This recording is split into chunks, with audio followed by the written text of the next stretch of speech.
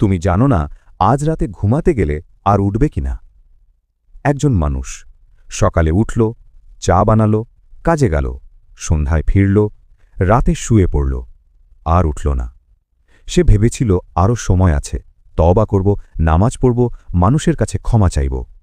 কিন্তু সময় আর দিল না। ফেরেশতা এলেন, আত্মা বের হল, শরীর পড়ে রইল। পরিবার কাঁদল। 2 দিন পর সব ভুলে গেল। কবরে সে একা। কবরে 2 ফেরেশতা এলেন, জিজ্ঞেস করলেন, তোমার রব কে, তোমার দিন কি, তোমার নবী কে? যে দুনিয়ায় আমল করেছিল সে জবাব দিল, যে শুধু ব্যস্ত ছিল সে চুপ হয়ে গেল। রসুল সাল্লাল্লাহু আলাইহি ওয়াসাল্লাম বলেছেন, কুল্লু নফসিন যায়িকাতুল মউত, প্রতিটি আত্মাকে মৃত্যুর স্বাদ নিতে হবে।